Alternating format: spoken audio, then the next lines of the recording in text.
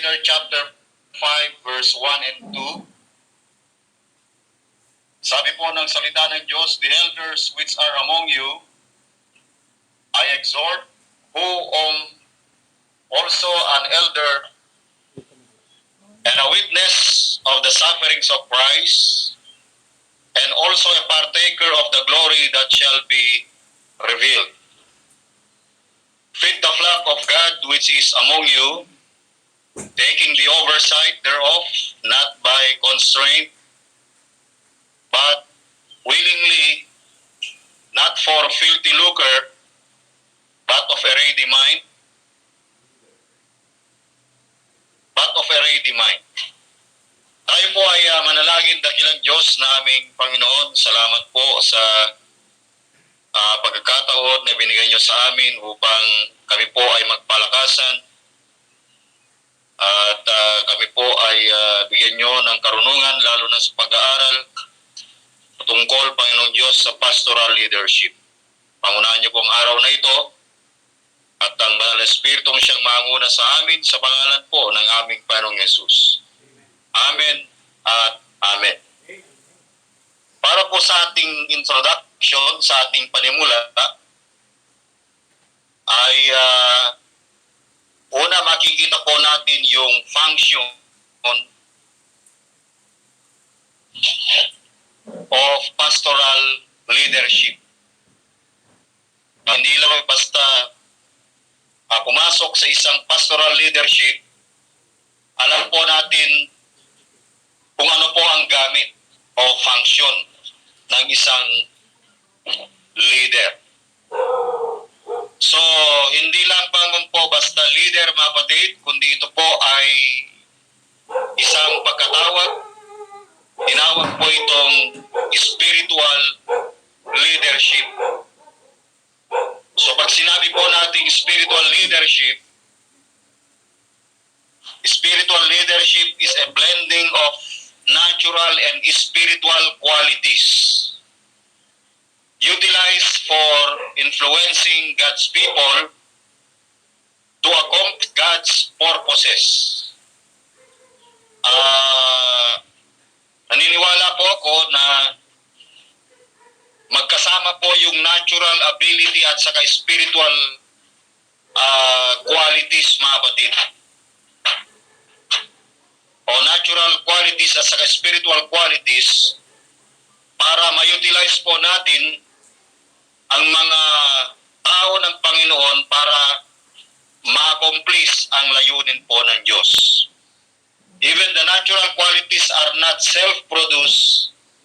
Kung titignan po natin yung natural qualities na ibinigay ng Diyos sa atin, it's not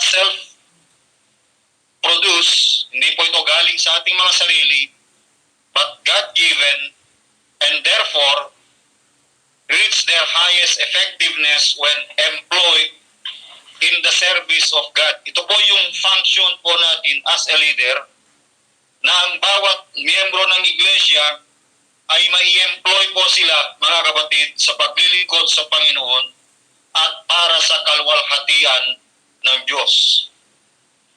Ito po yung dapat po nating makita sa spiritual leadership, na ito po ay ma-accomplish yung layunin ng Panginoon. Dalawa ay ma-employ ang mga kapatid, alam ng kapatiran kung ano yung nilang function, kung bakit sila nagliling sa Diyos para sa kalwalhatian ng Panginoon.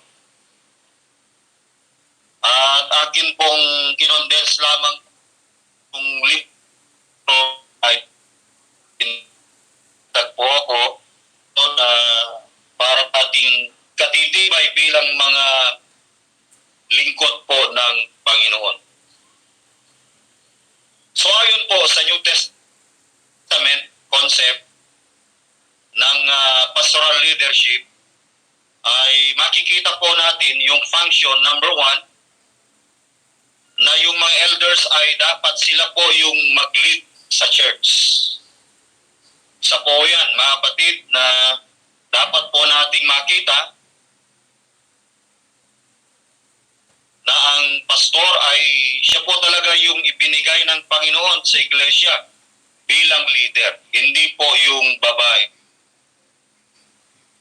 Kaya ito sabi sa Jeremiah chapter 3 verse 15, I will give you pastors according to my heart, that they may feed you with knowledge and understanding. Even in Old Testament times, ay binabanggit na po yung biblical leadership. Our function as a leader is not only to lead. Dapat may lead, hindi tayo ang mga pastor o elders ng church ay hindi po boss, mga kapatid, kundi leader po ng iglesia. Sila po yung nangunguna sa iglesia. Pangalawa na function ng isang elders, to teach and preach. Magturo at mangaral. Ano yung pangangaral? Hindi po yung aming mga sarili, kundi yung salita ng Diyos as our final authority. Wala na po tayong ibang final authority, wala po tayong kapangyarihan, ibang kapangyarihan na ibinigay ng Diyos sa atin, kundi yung kanyang banal na salita. We have the 66 books. At naniniwala po tayo na ang New Testament, yung Old Testament ay kasama pa rin ng salita ng Diyos, tulad ng sinasabi ng iba na ang salita ng Diyos ay hanggang Acts to Revelation na lang daw, sapagkat hindi na po kasama ng Biblia ang Matthew, Mark, Luke, and John. At ang may mga nagtuturo, kung aware po kayo mga kapatid, sa Facebook, may mga grupo ng Baptist na tinatawag nating rightly dividing the word of truth. Ang mga grupo nito, ang kinikilala lang nila ng Biblia ay from Acts to Revelation. Kaya nakakatakot po ngayon kung bakit tayo nagtuturo at nangangaral ng ating mga doktrina, sapagkat marami na pong mga hidwang pananampalataya, at ang mga kapatiran na ito ay dapat po nating bakuran sa mga doktrina. Number 3, na natin makita ngayon mga kapatid, function of pastoral leadership. You are there to lead. Number 2, to teach and preach the word. Number 3, to protect the church from false teachers. Isa po ito sa ating mabigat na responsibilidad, na protektahan ang iglesia ng Panginoon sa mga maling mangangaral.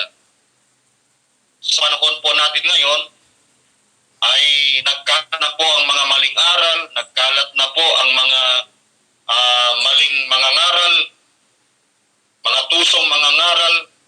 Nandyan na po ang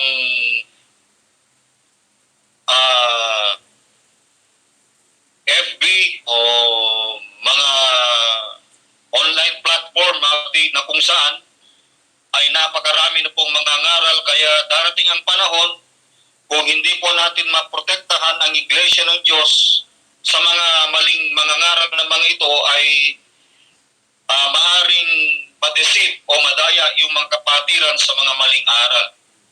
At isa sa mga dahilan kung bakit sila umaalis ay because they are not hindi po sila naaralan ng gusto sa pamamagitan ng salita ng Diyos. Pang-apat na ating na dapat po nating makita as a function, to exhort and admonish the saints in sound doctrine. Kailangan silang and admonish the saints. Yung mga kapatiran na ito, dapat po silang ma-admonish in sound doctrine.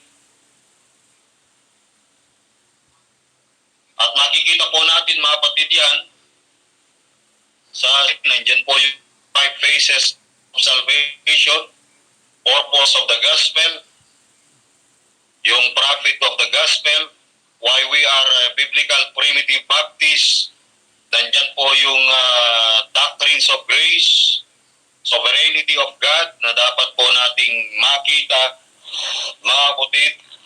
sapagkat naniniwala po tayo na ang ito ay magiging nourishment po natin, magiging lakas upang tayo po ay po sa pananampalataya, tayo po ay maging matatag sa pananampalataya, mga kapatid.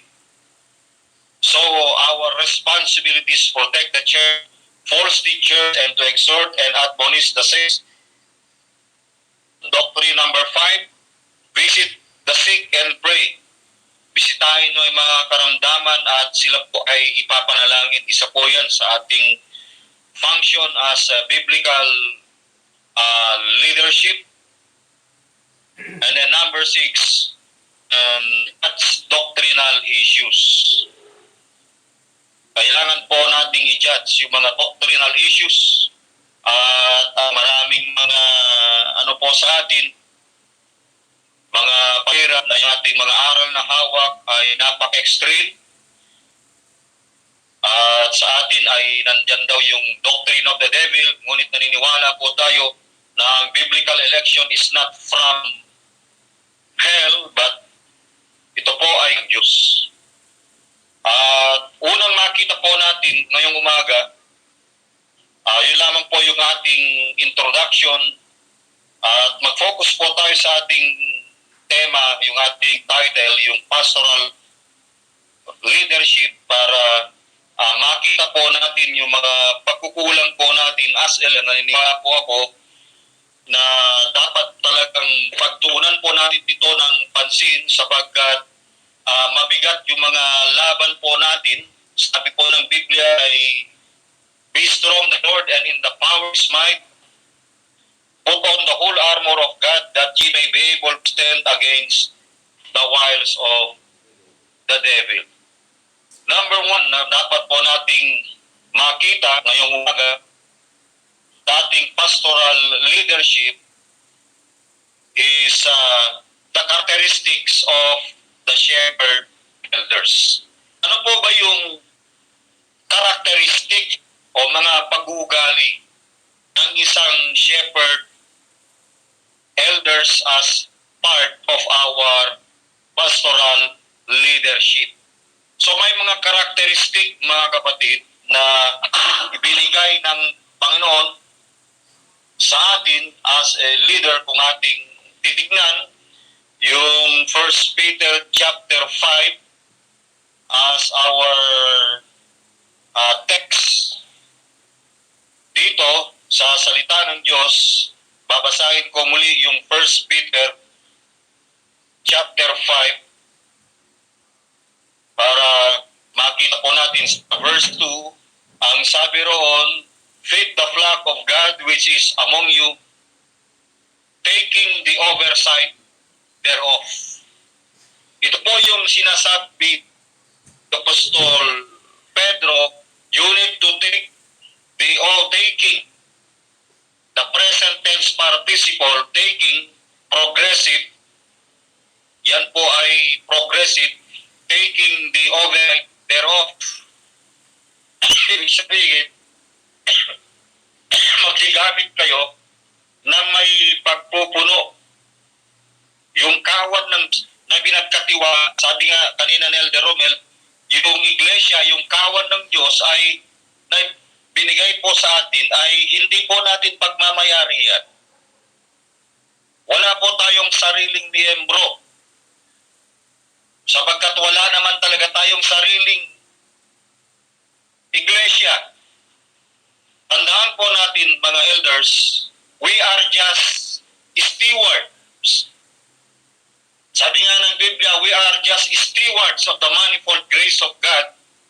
At isa po dito yung pagiging overseer. We are just an overseer. Kung makikita po natin yung characteristic ng isang shepherd elder ay overseer po siya. Ibig sabihin, he is caring for the flock. Siya kinakalinga po niya yung iglesia ng Panginoon. So makikita po natin dito yung pagkalinga natin bilang mga leaders ng iglesia ay nandyan po yung pananalangin sa kanilang paglago gabi-gabi. Nandyan po yung pagbibisita, nandyan po mga batid yung sila po ay nababible study, sila po ay nadidisciple, sila po ay napapangaralan, sila ay tinetrain para sila po ay lumago. They encourage them to na sila ay mag-attend ng prayer meeting, mag-attend po ng worship service, hindi po Sunday school mga kapatid. Sana po ay wala na pong nagpa-practice ng Sunday school po rito sapagkat hindi po natin practice ang mag-conduct ng tinatawag po na Sunday school. At yung characteristic ng isang pastor ay kita po natin, he is caring for his flock, he is leading to the fresh pasture, he is carrying the weak, yung mga mahihina. May mga kapatiran na mahihina pa sa pananampalataya, kung minsan kinakailangan po ng regular Bible study sa kanila. Kung kahit minsan matagal ng mga yan, parang wala na po silang gana ng salita ng Diyos because they are spiritually sick. And then number 3, makikita po natin yung they seeking the lost. Isa po iso sa ating characteristic as a shepherd elders, seeking the lost, healing the wounded. May mga nasugatan na mga problema, may mga nasa karamdaman, merong sakit spiritually. At mga kapatid, ito po yung isa sa mga characteristic ng isang elders na dapat po nating makita. They are caring, they are leading, they are seeking, and then isa po rito yung healing ministry. Ibig sabihin, may mga nasugatan sa pamilya, iniwan ng asawa, sumakibilang bahay, at kailangan po nila ng gamot. At ang gamot na ito ay yung salita ng Diyos, mga kapatid. Amen. Kaya sabi nga ni Isaiah, is there a balm in Gilead? So ibig sabihin po ay hindi lamang din ang mga miyembro ang nakakaranas ng mga problema, maging sa atin din ng mga leader as a shepherd, elders of the church. So, dito, kung ating titignan ng Psalms 23, nandun po yung larawan na kung saan ay makita po natin yung pagpapahalaga ng isang shepherd sa kanyang mga sheep. Hindi na po natin basahin yung Psalms chapter 23. Kaya itong mga kung ating makikita ang Book of Acts kay Apostol Pablo, sa Acts chapter 20-28, may mga itinagubilin po rito na dapat gawin ng mga elders sa church. In Acts chapter 20-28, mabatid bilang ating mga responsibilidad sa loob ng iglesia, at makita natin na kung saan siya po ay nangaral when they were in Ephesus. Sinabi na sa verse 27, for I have not shunned, sabi ni Apostol Pablo, siya po ay ng mga nangangaral sa elders ng iglesia, I have not shunned to declare unto you all the counsel of God. So, he is the leader of the leaders. Naniniwala po ako na hindi lahat ng mga elders ay matured sa pananampalataya. Kagaya po namin na mga nagsisimula, ay marami po tayo dapat na pag-aralan sa salita ng Diyos. Hindi lamang po book by book, chapter by chapter, verse by verse, word by word.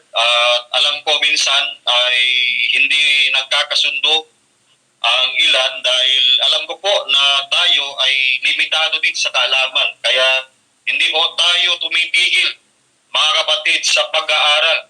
Bigyan po natin ng pansin ang pag-aaral sapagkat ito po ay magagamit po natin sa ating leadership sapagkat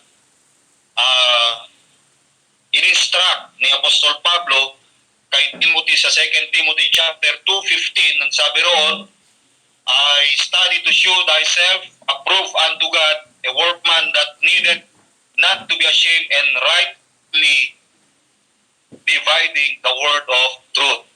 Hindi po itong verse na ito, hindi po sang-ayon dun sa mga Baptist division na tinutukoy ko po kanina na ang kanilang aral ay hanggang Acts to Revelation na lang daw.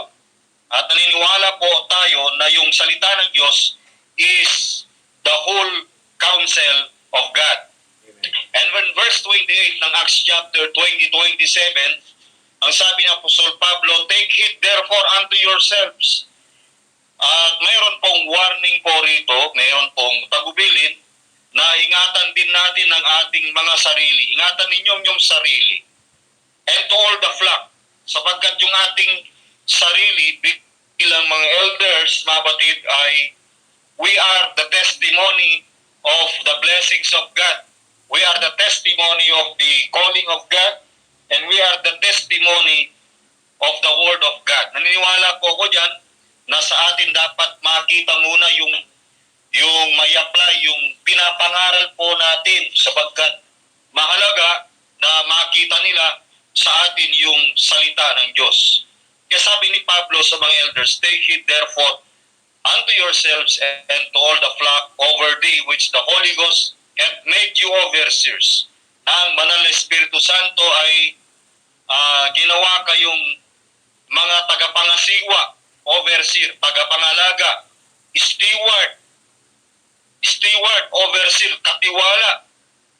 What is the function? To feed the church of God which He hath purchased with His own blood. So maliwanag po rito na ang iglesia ng Panginoon ay hindi pagmamayari ng isang elder o ng isang pastor o ng isang bishop, kundi ito ay pinagkatiwala po sa atin para paghusayan po natin na yung ating leadership sa pamamagitan ng biyaya ng Diyos ay ang mga kapatiran ay mapalakas po sila sa pananampalataya.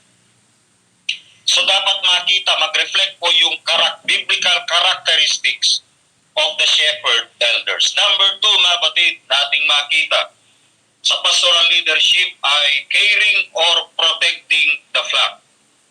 Caring. Number 1 ay nakita natin kanina is characteristic. Number 2 is caring or protecting the flock.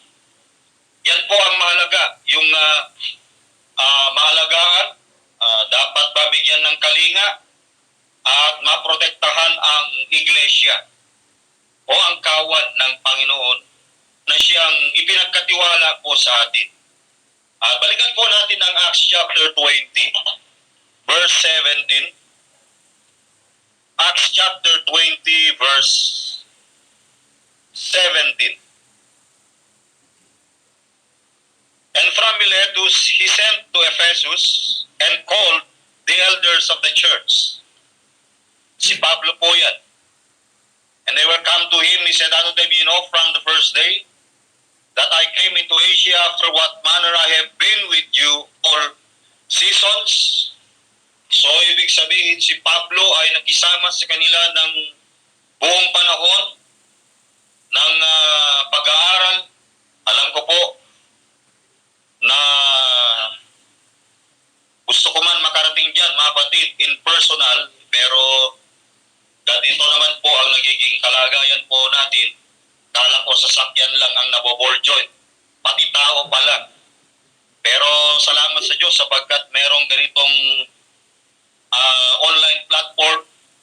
Talagang gusto yata akong pigilan ng Diablo na hindi talaga makarating. Pero salamat sa Panginoon sapagkat may mga online na para tayo po ay magamit ng Panginoon sa pangangaral. Sabi na Apostol Pablo, I have been with you at all seasons. Summer, winter, springtime, and harvest. Number 19, verse 19 ng chapter 20 on the book of Acts, serving the Lord with all humility. Na ako'y naglingkod sa Panginoong na buong pagpapakumbaba ng isip. And with many, yung paglilingkod ay marami pong humility. Maraming tears, maraming tensions, which befell me by the lying in wait of the Jews. Maraming mga pagsubok, maraming mga luha. Mga kapatid, sabi ni Pablo sa verse 20, and how I kept back nothing that was profitable unto you, but I have showed you and have taught you publicly from house to house, testifying both to the Jews and also to the Greeks, repentance toward God and faith toward our Lord Jesus Christ. And now behold, I go bound in the Spirit unto Jerusalem, not knowing the things that shall befall me there, save that the Holy Ghost witnessed in every city, saying that bands and afflictions abide in me. Ang aking mga tanikala at ang kapighatian ay nagsisipag-antay sa akin. Pero sabi ni Pablo, sa kabila ng mga kapighatian, sa kabila ng mga tanikala, sa kabila ng mga tears, temptations, sabi ng verse 24, none of these things move me. Hindi ito ang mga bagay na siyang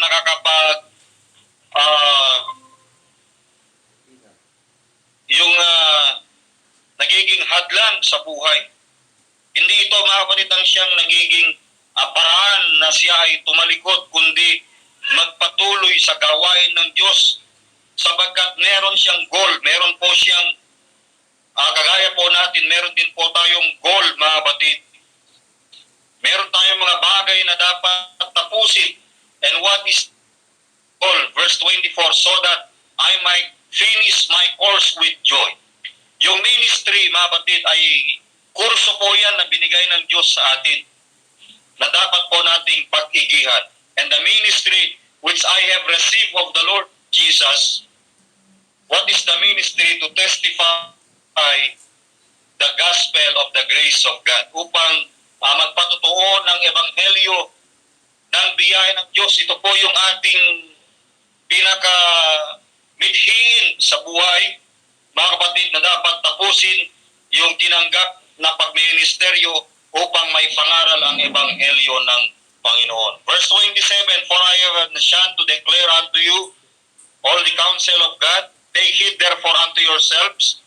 Binanggit niya uli, mga kapatid, na mag-ingatan niyo yung sarili, maging ang kawan ng iglesia, over which the Holy Ghost hath made you overseers to feed the church of God which hath purchased with His own blood. Bakit daw natin ingatan yung sarili at ang kawan? Sapagkat napakahalaga, mga kapatid, na maprotektahan yung kawan. Sapagkat sinasabi ng Apostol Pablo, hindi pa man nangyayari, ingit niya na po yung verse 29 na pwedeng mangyari. Sa Acts chapter 20, verse 29. For I know this, that after my departing, sabagat aking tinatalastas na pag-alis ko, ay may magsisipasok sa inyong mga ganit na lobo. May mga false teachers, mga grievous wolves, entering among you, not sparing the flock. At isa po ito sa dahilan, mga kapatid, kung bakit po tayo nag-iingat, sapagkat hindi lahat ng kasama po natin sa iglesia ay kasama po natin talaga. Pero salamat sa Diyos, sapagkat dito sa amin ay unti-unti nang binabaklas ng Panginoon yung mga hindi na kailangan talaga. At naniniwala ko, sa panahon ngayon ay nasa purging process na naman po kami, at halos wala na pong anong tawag po dyan, matira sa amin. Pero ito naman po ay ginagampanan po natin yung ating tungkulin bilang lingkod ng Panginoon, at hindi naman po tayo nagpapabaya sa mga panalangin, sa pag-aaral, sa Bible study, sa prayer meeting, at sa lahat ng antas ng spiritual na buhay. Kuminsan darating din na tayo po ay nangihina, ngunit salamat sapagkat may mga ganitong ministry na tayo po ay nagpapalakas para mapatibay po tayo sa isa't isa. Kaya verse 20, also of your own self shall men arise speaking perverse things to draw away disciples after them. Na magsilitaw sa mga kasamahan din ninyo, sabi ni Apostol Pablo. So yung persecution, mga kapatid, hindi po galing sa labas. Amen. Galing na po sa loob. Yung maling aral, kumisan galing po yan sa loob also of your own selves. Sabi ng Biblia, speaking perverse things, sila ay magsasalita ng mga bagay na masasama. Nandyan yung, anong tawag yan? Yung magsalita ng masama sa pastor upang magdala ng mga alagad sa kanilang hulihan. Nagre-recruit din po sila. They draw away disciples after them. Verse 31, therefore watch and remember that by the space of the years I cease not to warn everyone night, day, with tears. Kaya ang sabi ni Pablo sa kaniyang conclusion, therefore watch. Isa po yan sa function natin as a leader na tayo po ay dapat na magmasid sapagkat may mga mangangaral po sa atin ng mga maling mga aral. Tandaan po natin, mapatid, hindi tayo exempted. We need to protect the flock. We need to care the flock or protect the flock. Isa po sa ating role as a biblical eldership, leader, pastoral leadership, na maprotektahan ang iglesia na pinagkatiwala sa atin ng Panginoon. Sapagkat ang mga ilan dyan ay mahina, nasa paglabo, parang nasa pag-usbong pa lang ng pananampalataya. Dapat silang diligan, dapat silang manoris, dapat silang manurture sa spiritual na bagay. Titus chapter 1 verse 5. Nandiyan po ba kayo, mga kapatid? Amen. Amen. Titus chapter 1 verse 5. Titus chapter 1 verse 5. Sabi ni Pablo, for this cause I left thee in Crete that thou shouldest set in order that are wanting and ordain elders in every city as I had appointed thee. So isa sa mga goal po natin as an ordained elders, siguro matatalakay ito mamaya, ay isa po ito sa ating pinapanalangin, isa sa ating mga vision to ordain elders in every city. Sabi ng Biblia ay makita po natin, you must set in order the things that are wanting. Dapat nating husayin ang mga bagay na nagkukulang, na maghalal ng bawat mga pastor sa bawat bayan. Kaya isa po ito sa mga iniwan na hindi lamang po tayo, alam ko may mga talagang elders pa na idadagdag ng Panginoon sa atin. Sa pamamagitan ng kanyang biyaya ay magampanan po natin yung ating tungkulin. Verse 6 and 9, if any be blameless, the husband of one wife, having faithful children, not accused of riot or unruly. Kung sino man ay walang kapintasan ng asawa ng isang babae, the husband of one wife, isa po yan sa mga qualification po ng biblical eldership, husband of one wife, having faithful children, not accused of riot or unruly. Isa po talaga ito sa mga controversial na nakikita po natin ngayon sa mga elders, may mga pastors na talagang nahuhulog sa mga ganito. Maniniwala po tayo that he is the husband of one wife.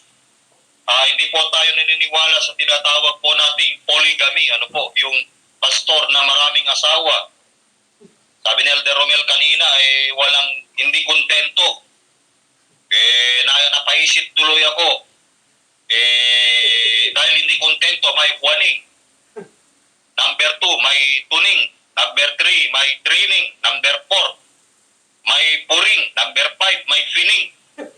Number 6, may sining. 7, sebring. 8, may aying. 9, may nining. Number 10, taning. Kanda gulo-gulo ng buhay dahil talagang sa atin, kaya sabi nga ni Pablo sa mga apostles, sa mga elders, take it unto yourselves and to all the flock. Pag-ingatan po natin, siguro gwapo yung pastor. Kaya maraming nahuhulog sa mga ganyang bagay. caring or protecting the flock. Elders had to be knowledgeable para maprotektahan po natin. Ano ba yung dapat po nating makita para maprotektahan po natin yung iglesia o yung kawan ng Panginoon na siyang pinagkatiwala sa atin. Dito, dito, makita po natin na dapat tayo po ng mga elders ay meron po tayong knowledge sa salita ng Diyos. Ano po ang ay may papakain po natin para natin sila maprotektahan kung tayo mismo ay walang knowledge sa salita ng Diyos. Kaya nga po, kapatid, ay kailangan po magkaroon po tayo ng knowledge sa salita ng Diyos para pangalawa, upang maprotektahan ang kawan mula sa mga maling turo, that they may protect from false teachers and from false teachings. Number 3, protecting the flock involves disciplining sin. Para maprotektahan ang iglesia, dapat din ang isang tupa ng Panginoon ay dapat magkaroon po ng disiplina. Kung yan ay nabubuhay na sa pagkakasala, yan ay dapat pangaralan, dapat ituwid. Pero kung di talaga, sabi po ng Biblia, examine yourself whether you maliban na yung talaga ay reprobates. Maliban na lang talaga kung yan ay itakwil mo natin, hindi naman talaga kailangan. Kaya dito sa amin, hindi naman kami nagtatakwil, pero ang Diyos ang siyang nagtatakwil. Siya po ang siyang tawag po dyan, nagdidream para maalis yung mga hindi po kailangan. Para maprotektahan ang iglesia, sapagkat yung mga dito sa amin, may mga couples na nabubuhay lang sa pagkakasala, ayaw pakasal, sinasabihan namin mabatid ay problema, hindi nila kaya yung aral ng salita ng Diyos. So what for? Ano po ang magiging, hindi naman namin sinasabi sila umalis, at umalis po, may mga umalis po sa amin ng walang paalam. So kesa naman sila po ay maka-infect pa ng mga sa loob ng kawan, magkakalat lang ng lagim, baka sabihin nila na yung mga yun talagang pinoprotektahan po natin. Hindi po, mga kapatid. Kailangan po silang madisiplina. Pangapat na makita po natin, admonishing improper behavior and attitude. Hindi po natin kailangan ng mga improper behavior sa loob ng iglesia at yung attitude, mga kapatid. Nandyan yung loob ng sa iglesia, may mga improper behavior, chinichismis ang pastor, o chinichismis ang biyang membro na kigrade po ng apo sa loob ng iglesia. At sabi ko, dito sa loob ng church ay hindi po pastor ang usapan o kasalanan ng miyembro. We pray for one another. So in admonishing improper behavior and attitude, 1 Thessalonians chapter 5, verse 12. Makita po natin yan sa 1 Thessalonians chapter 5, verse 12, na mayroon talagang mga improper behavior. Kaya sabi ng 1 Thessalonians 5:12, and we beseech you, brethren, to know them which labor among you and over you in the Lord and admonish you. Sabi ng Biblia, ang purpose ng admonishing, yung pagpaalala sa inyo, and to esteem them very highly in love for their work, upang lubos na pagkamahalin sila sa pag-ibig dahil sa kanilang gawa, magkaroon kayo ng kapayapaan. May mga improper behavior tulad ng mga bata na maingay, may mga habang yung pastor ay nagpipreach, may nagkwekwentuhan, kuminsan talagang sinisigawan ko yan. Yung iba, akala mo nakikinig, hindi naman talaga nakikinig, nagpe-Facebook lang. Kunyari, yung cellphone ay nandun sa Facebook, pero dun sa cellphone, yung Bible, pero talagang nagpe-Facebook, mamaya-maya after, diba, nakita ko yung isang miyembro, akala mo talagang yung nakikinig, yun pala, nagpo-post na pala ng mga business sa Facebook. Kaya that is improper behavior. That is irreverence. Yan ay kawalan ng paggalang. So, mga batid, ay dapat silang ma-admonish, palalakanan sa ganyan upang irespeto naman nila. Magkaroon ng respeto sa loob ng iglesia. may respeto naman ang Panginoon at hindi lamang po sila pupunta ron para mag-Facebook o mag-YouTube o anumang mga bagay na hindi po kanais-nais sa loob ng iglesia. So, panglima na dapat po nating makita to care them, stopping bitter infighting. May mga bitterness. Dahil kuminsan ay sa pastor, dapat wala pong, sa pastoral leadership, wala pong tinatawag na mas malakas ako kay pastor. May term dun eh. Ano ba yung term dun? Yung pinapanigan dahil si ganito, mayaman si ganito kasi mahirap, walang maibigay. Hindi ho ganun. Wala hong ganun. And then next, protecting against doctrinal error.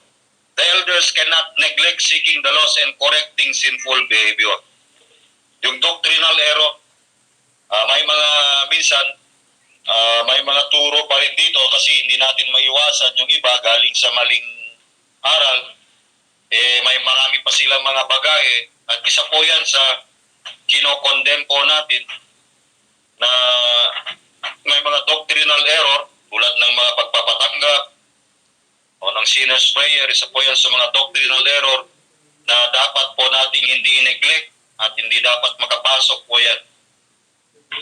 So protecting the flock is vitally important because sheep are defenseless animals. They are utterly helpless in face of wolves, bears, lion, or robbers.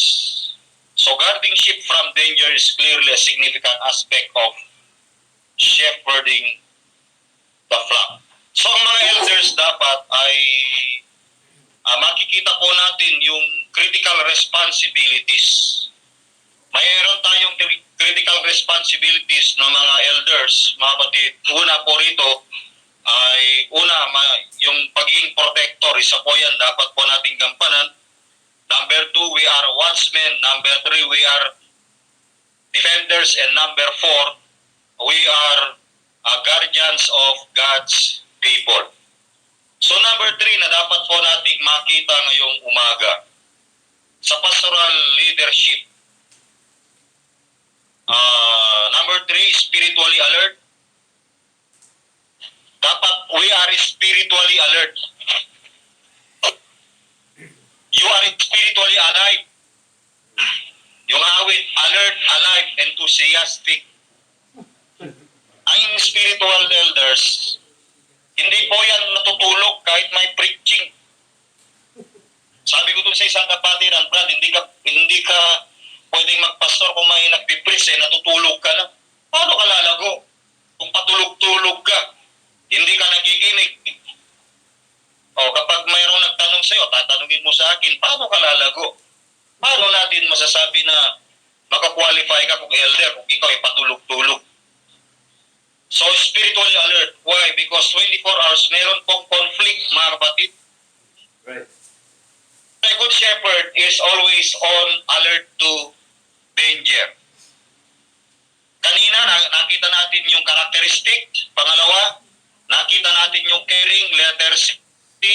Nakita natin conflict. Tandaan po niyan. Hanggang sa matapos tayo, puro letter C po yan. Conflict. Conflict sa loob ng church, conflict sa spiritual conflict, ang daming klase ng conflict.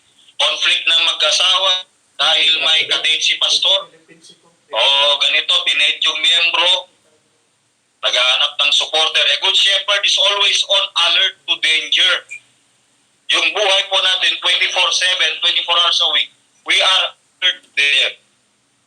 So ang isang pastor, alam niya sa isang kawan, kapag siya ay nagbabantay, hindi yan natulog, mga batid.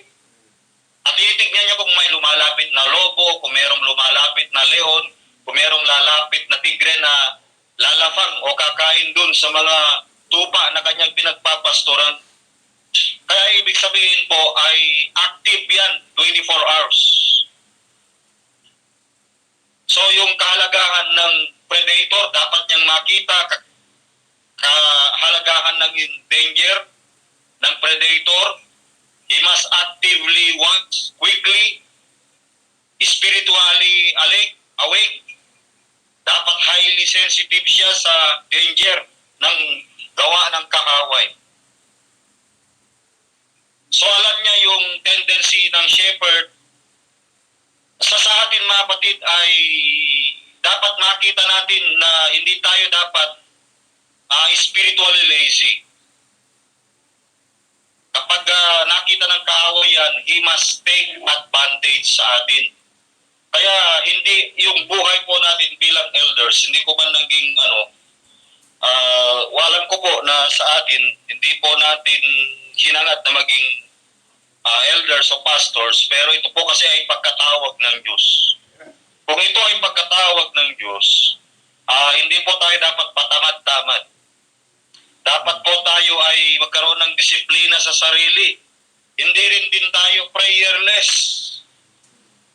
Sapagkat we are engaged in spiritual battle, mga kapatid. Kaya dito sa Isaiah chapter 56, nilarawan ni Isaiah yung mga pastor sa kanyang kapanahunan. Verse 9, Isaiah chapter 56, verse 9 to 12. Tingnan nga po natin yun. Isaiah 56.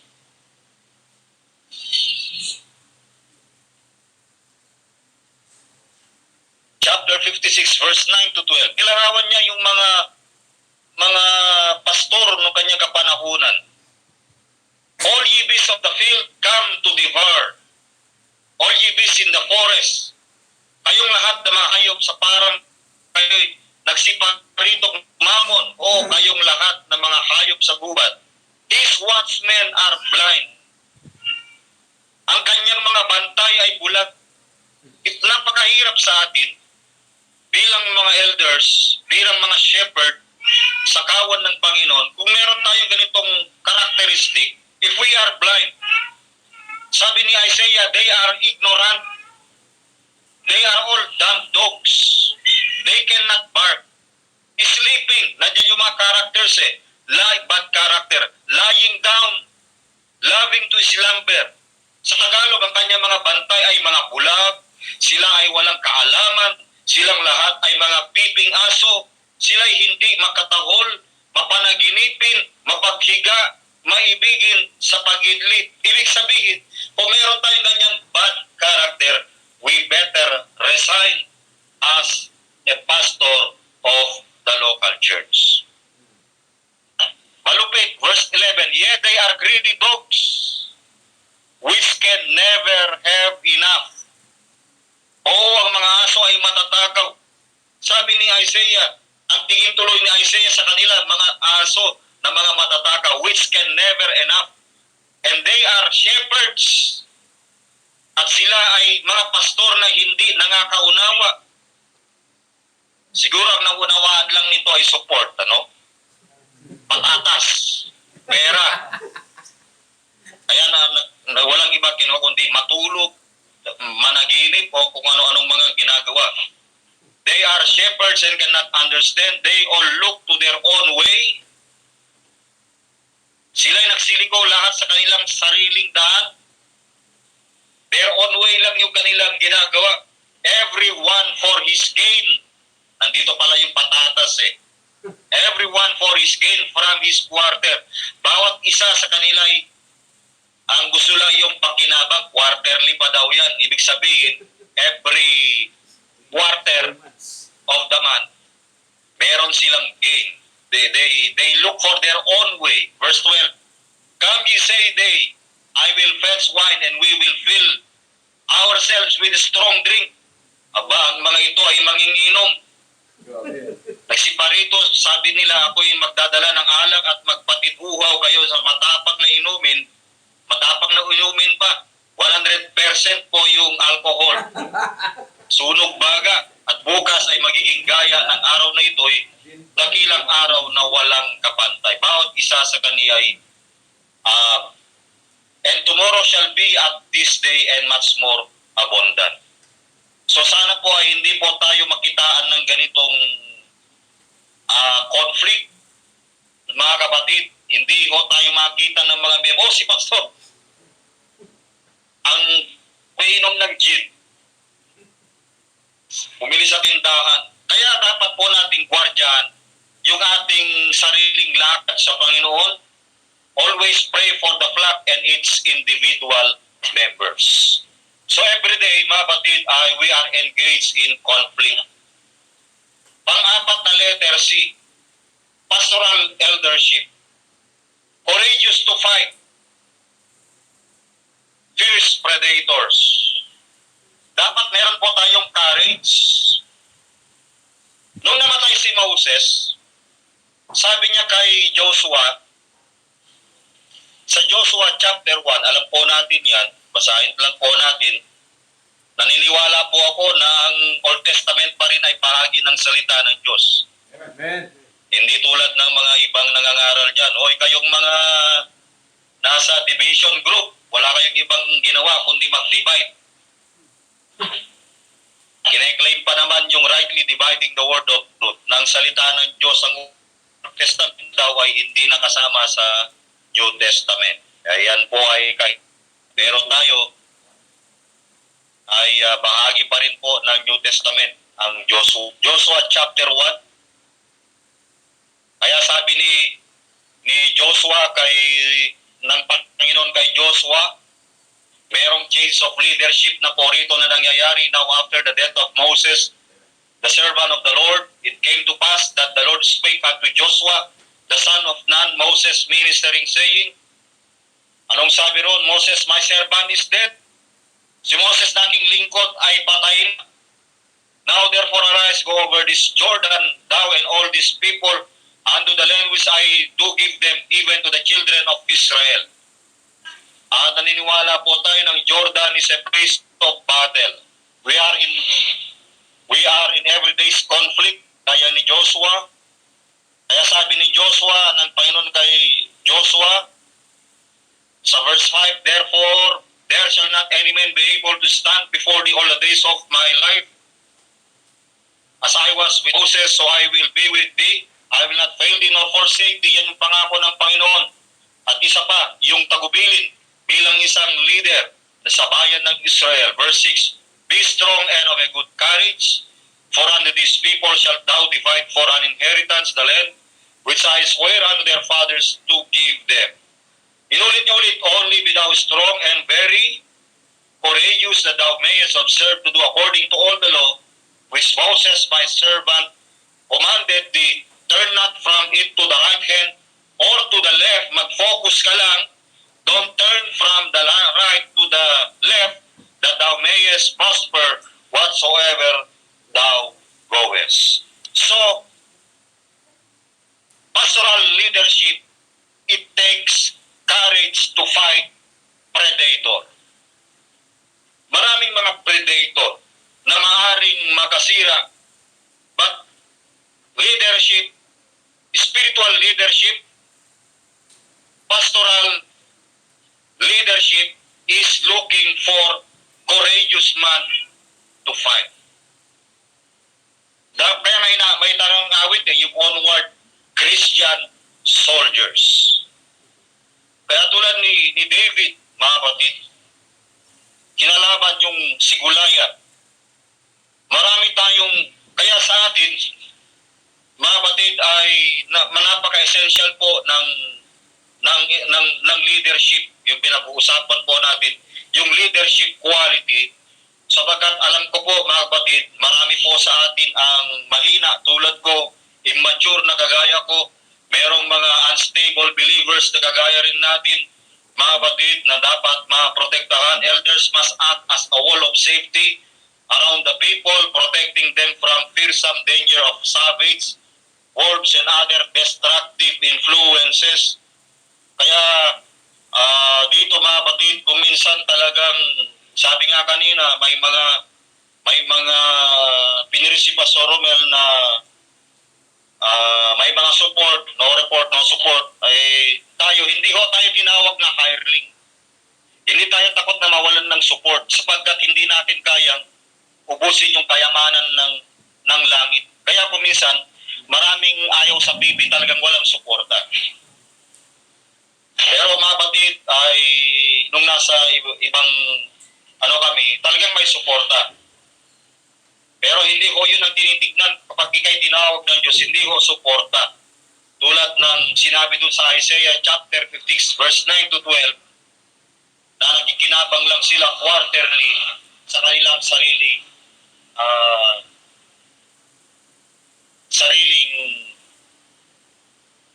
sa kanilang mga pansarili lamang. Kaya ang shepherd, hindi po hireling po yan. Ang tunay po na leader, spiritual leader, hindi po yan nababayaran. Hindi po yan na anong tawag po yan? Hindi po yan nalalagayan. Hindi niya binebenta yung doktrina, yung tamang aral, yung tamang practice, hindi po yan binebenta. Kaya kung tingnan po natin yung John chapter 10 verse 12. John chapter 10 verse 12. John chapter 10 verse 12. Binanggit po yung hireling po dun eh.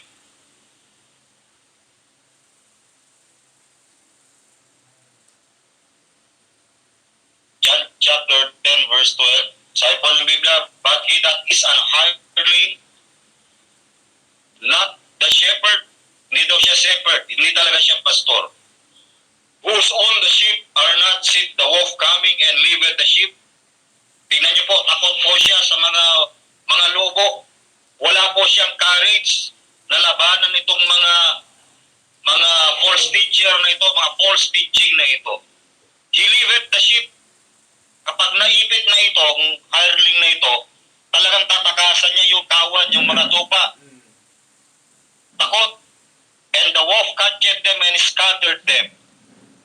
Verse 13, the hireling fleet, because he is an hireling and careth not for the sheep. Sabagkat siya'y tumatakot, sabagkat siya'y upahan, hindi pinagmamalasakit ang mga tupa. So totoo ang mga upahang mga pastor, talagang walang malasakit yan sa mga miyembro. Walang malasakit po yan sa hindi nila nilalaban ang kawan ng Panginoon na pinagkatiwala. Yan po yung susunod po nating makita. Number 5 is caring. Sa pastoral eldership, we will see caring. So ano po ang function ng caring?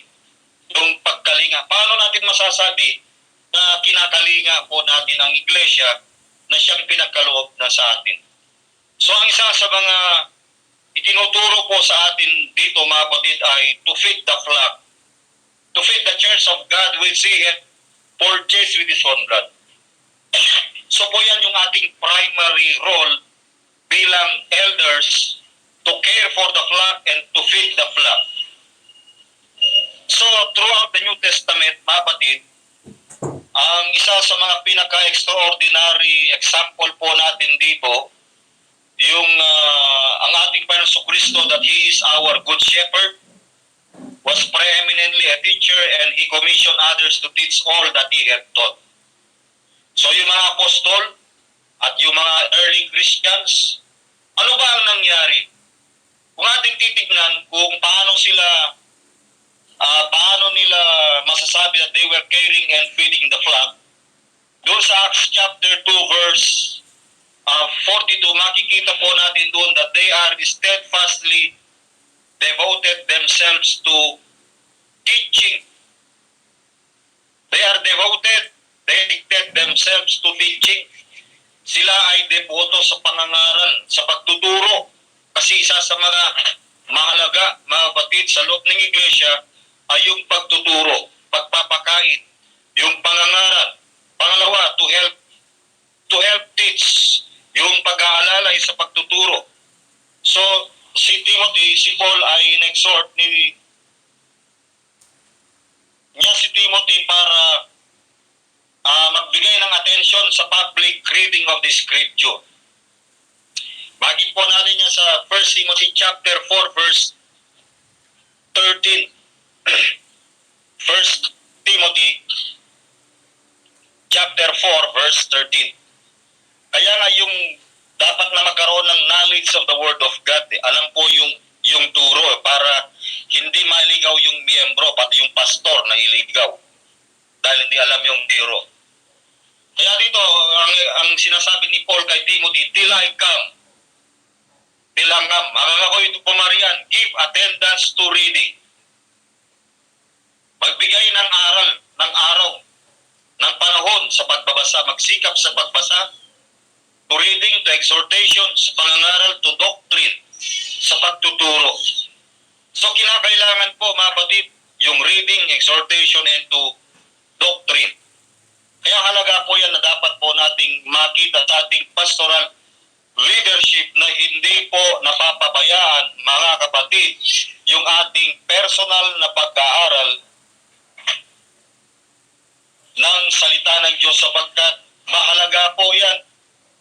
Kasi mapapansin din naman po na mga kapatiran kung yung ating mga tinuturo ay paulit-ulit na lang. Parang munggo. Baka mamaya magka-arthritis din sila niyan. Spiritually. At hindi na makalakad dahil sabi nila, munggo na naman. O, mga batid, tayo po ay, we are exhorted to help teach yung the public reading of Scripture, the exhortation and teaching. Teaching is one of the greater gifts a congregation should desire. At makikita po natin and we must, sabi ni Paul kay Titus, hold fast the faithful word which is in accordance with the teaching that he may be able to exhort to sound doctrine and to refute those who are contradict to the Scripture. Kaya mga batid ay pag alam po natin yung doktrina, kabisado po natin yung aral, alam po natin yan kung contradiction yan po sa ating mga pag-aaral. Okay.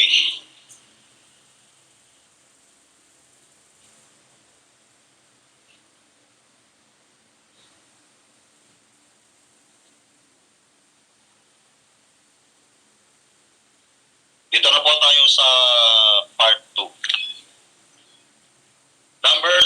Number pastoral elders leadership. Number 6 points. Ito po mabigat. Call of duty. Hindi po yung call of duty na nilalaro nyo mga kapatid. Sa pastoral leadership, dapat lagi po tayong naka-call of duty. Alala ko yung kwento ni Elder Bill dyan sa kanilang kapitbahay nung itinagpo sa ospital. Ewan ko anong oras yun. Kahit hindi niya miyembro, basta kapitbahay mo, naka-duty pa rin Dahil may four wheels, dahil kailangan siguro dalhin sa ospital yung tao. Always emergency on call, mga batid. So, isa po yan sa ating pinag-aaralan po rito, yung leading the flock. So, yun yung biblical language na ating makita.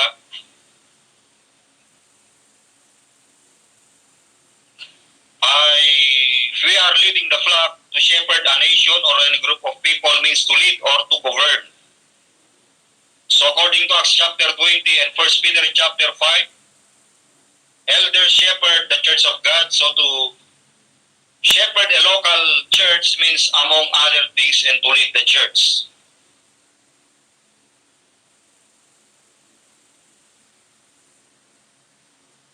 So leading the flock. Paano ba natin i-lead yung kawan? So to shepherd, nandyan po yung pastoring. Number 2, nandyan po yung directing, to rule or to lead, to direct or to manage. Yung pagiging stewardship will be considered worthy of double honor. Sabi nga ng 1 Timothy chapter 5 verse 17. And then there are elders then lead, direct, govern, and manage and to care for the flock of God. Ito po yung ating prospective Elder B. morally and spiritually above reproach because he is God's steward. Dapat din po tayo ay morally and spiritually above. Kung maaari, mas ahead po tayo sa knowledge and wisdom. Hindi yung members ng church ang siyang magtuturo po sa atin, kundi tayo ay inilagay po ng Panginoon doon to lead, to direct, to govern, and manage. So, isa po nating makita dyan yung leading and managing a flock is important because sheep are born followers. Okay, number 7. Number 7, malapit na po tayo matapos. Counseling and management skills. Dapat marunong po tayo mag-counsel. Bago natin counselin yung iba, saliksikin mo, i-counsel muna natin yung sarili natin.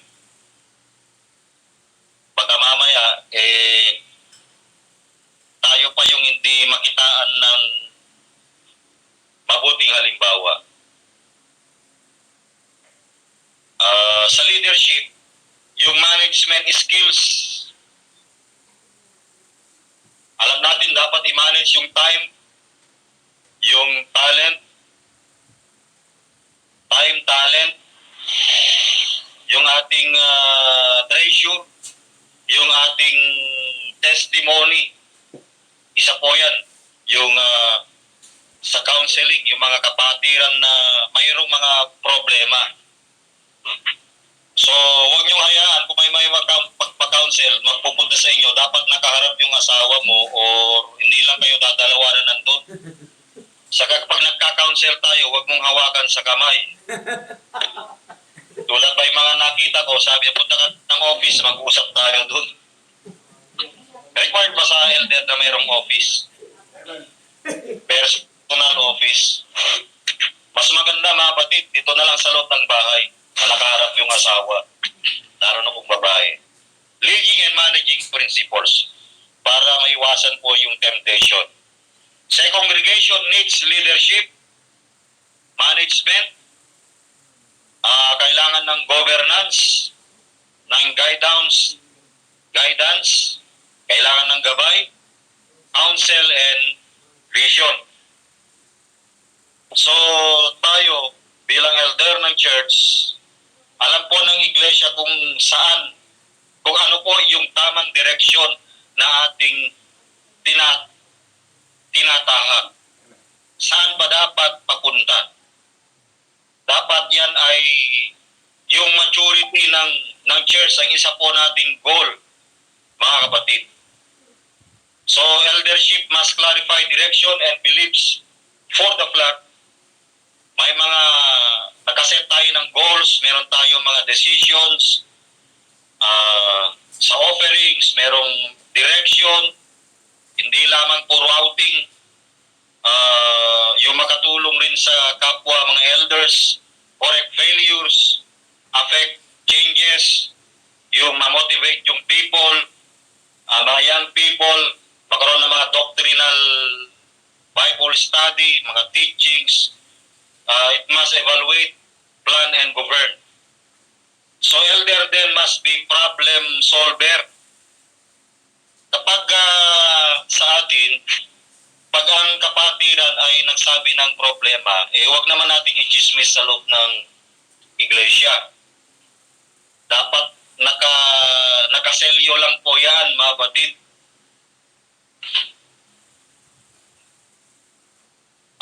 Tayo dapat problem solver, managers of people, planners and thinkers.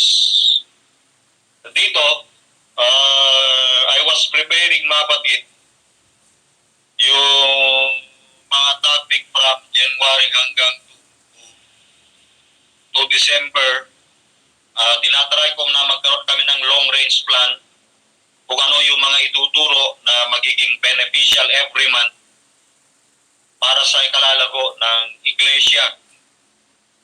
So, kuminsan nagtatanong ako sa mga membro o sa mga kapatiran, binibisita sila para makita kung ano yung mga kinakailangan. Baka kailangan nila ng about sa marital relationship, kung anong mga kailangan na dapat pong i-handle, mga kapatid, o mga pangaral. A healthy growing flock of sheep does not just appear, it is the result of the shepherd's skillful management of sheep and resources. And then number 8, capability to do hard work by God's grace. Ang leadership po talaga, ang pastoral leadership talaga ay is a hard work. Lalo na po sa pag-aaral, may mga panahon na hindi po nagkatono yung preaching. Naniniwala po ako dyan, hindi timing yung salita ng Diyos. Kung minsan yung salita ng Diyos makikita natin offense. Hindi blessing ang tingin ng mga kapatiran, cursing, akala nila buhay nila yung chinichismis na natin. Kaya yung pag-aaral talaga ay it takes time. Hindi lang po yan basta kinaka-copy-paste na pang-aral. We will do this only alone by God's grace, pamamagitan ng biyaya ng Panginoon. So, by leading and managing a flock, yung capability kasi natin ay hindi po ito natural capability, hindi po ito yung sarili nating lakas, sarili po nating galing o sarili nating talino, na mukhang matalino tayo sa iba. Dahil matalino tayo, ay akala natin tayo na ang para sa lahat. Pero ang tinutukoy nating capability po rito ay yung spiritual capability sa pamamagitan ng biyaya ng Diyos. Hindi rin ho tayo nagkukumpara na magaling yung si ganito, tayo dyan, hindi ganyan yung parang problema ng Corinthian Church. I am of Paul and I am of Apollos and I am of Cephas. Wala akong dapat makita po sa atin na mga ganun, mga kapatid, kahit sa mga men sa loob ng iglesia, na mga preachers, mga kapatid, huwag niyong sabihin na mas magaling kayo sa pastor niyo. Lalahanin ninyo, you are there for the ministry. You are there for nurturing and nourishment, mga kapatid. So makita po natin dito, it requires a lot of hard work. Prayer po talaga ang isang nakikita po natin dito na susi para tayo po ay maging gagamit.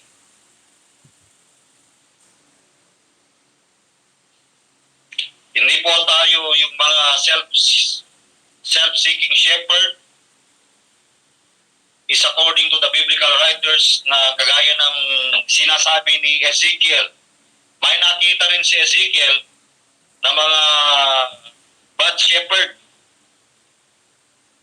Hindi lamang po pala si Isaiah, kundi meron din po sa Ezekiel 34 verse 2. Yan nga po natin yan, Ezekiel 34 verse 2. Ezekiel chapter 34 verse 2. Son of man, prophesy against the shepherds of Israel. Shepherds of Israel, ang tinutukoy. Prophesy and say unto them, thus saith the Lord God unto the shepherds, who be to the shepherds of Israel, that to feed themselves, should not the shepherds feed the flock? Sa haba ng mga pastor ng Israel na pinapakain ng kanilang sarili, hindi ba baga dapat pakain ng mga pastor ang mga tupa? So ibig sabihin, yung pastor lang ang nakikinabang, hindi yung mga tupa ng Panginoon. Verse 8. As I live, saith the Lord God, surely because my flock came a free. Buhay ako, sabi ng Panginoong Diyos, walang pagsala dahil sa aking mga tupa ay naging samsam. They are a prey, and my flock became meat to every beast of the field, because there was no shepherd, neither did my shepherd search for my flock. but the shepherd fed themselves and fed not my flock. Maari ito ay mga hireling, mga kapatid, na ang kanilang pinaglilingkuran lamang ay yung kanilang sariling mga tiyan. Ito po yung sabi ng 1 Peter chapter 5, they will make merchandise of you, na binabanggit din pala ng Ezekiel, ng book of Ezekiel, chapter 34, verse 2 and 8. They are not, talagang hindi po talaga sila yung nagkakalinga. Binanggit din po yan ni Nahum, nakita rin po yan ng aklat ni Prophet Nahum. Sa Nahum chapter 3, verse 18. Nahum chapter 3.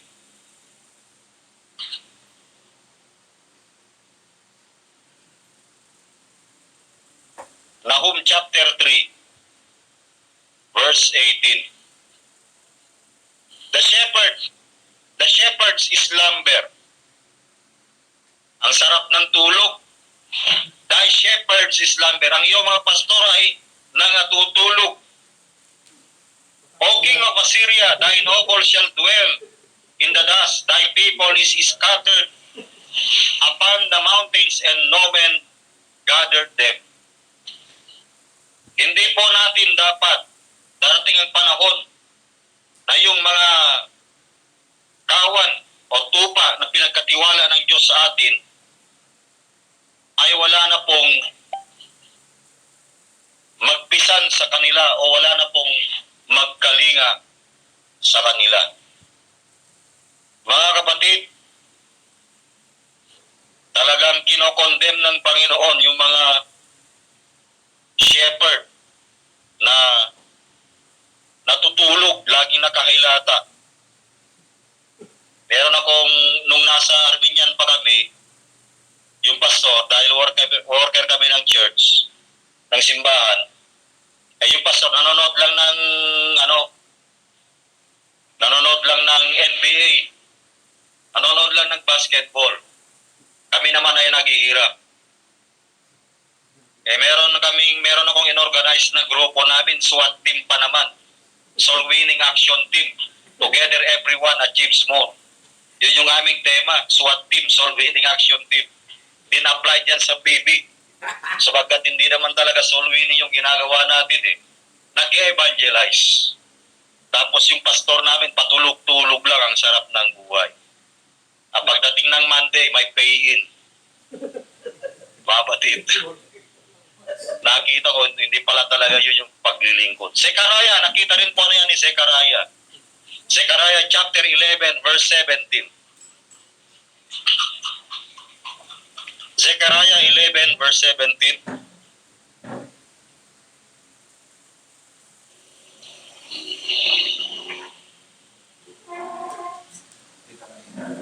Zekaraya. Wala po yan sa Book of Maccabees, mga kapatid.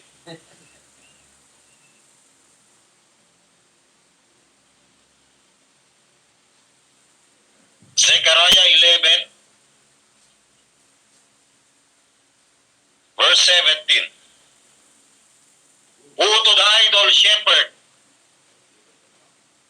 Idol shepherd. Mga na-idolize na daw yung mga shepherd. Ito yung mga celebrity. Mga pastor na mga celebrity. Tulad ni Abante, marami na yan. Who to the idol shepherd that leaveth the flock, the sword shall be upon his arm, and upon his right eye his arm shall be clean, dried up, and his right eye shall be utterly darkened. Sa haba ng walang kabuluhang pastor na nagpapabaya ng kawan, ang tabak ay sasabit sa kanyang kamay, ang kanyang kanang mata, ang kanyang kamay ay matutuyong mainam, ang kanyang kanang mata ay lalabong lubos. Walang kabuluhang pastor. Kulang na lang yan, sabi niya, kanang mata ay lalabong lubos. Magkakaroon po yan ng black eye. Kasi walang kwenta hindi na makita Mga batid. Sana po sa ating leadership, wala akong ganun. Hindi darating yung panahon na ganun na hindi natin nakikita yung mga problema ng ating mga kawan. Dapat alamin po natin.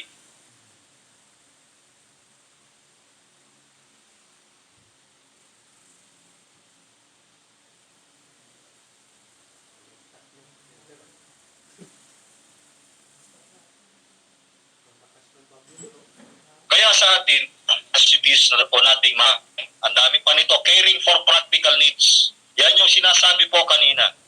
Yung mga flock, yung mga tupa, kailangan din po silang mabisita, kailangan din po silang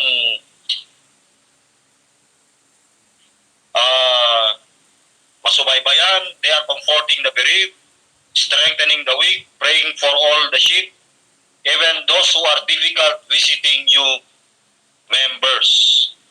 Kailangan po silang mabisita po talaga. Kailangan silang mapagtuunan ng pansin. Yung personal ba na kahit hindi makipag-kape fellowship man lang o magapag ng mga problema kahit wala mo ng mga Bible study, kailangan po yan ng mga kapatiran. Number 10, clarifying our terminology.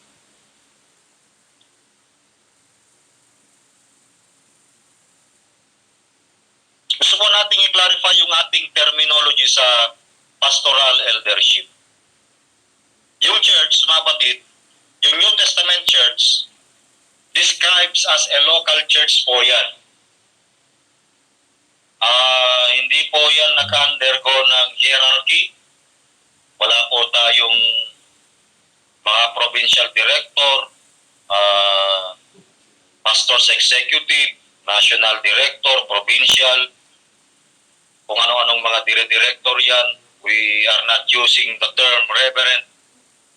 We are just local church leaders. So na makita natin dito sa ating clarifying our terminology, yung biblical eldership o leadership ay hindi po ito business committee. Kung sino ang mauna, kung sino ang presidente, sino yung ganito, sino yung ganyan. At naniniwala po tayo na tayo po ay una, makita natin na we are local church leaders. Number 2, overseer. Tagapangalaga. So yung overseer ay it was a common designation. Steward. Yan po yung clarifying terminology po nating makita sa ating pastoral leadership. So hanggang doon na lamang po tayo. We hope, mga kapatid, na makita po natin yung mga bagay na ating natalakay. Uulitin ko po, in our pastoral leadership, una ay makita po dapat yung characteristics as a shepherd elder. Number 2, makita po yung tinatawag po nating caring or protecting the flock. Number 3, conflict. He must be spiritually alert. Number 4, courageous to fight the predator. Number 5, caring and feeding the flock. Number 6, mga kapatid,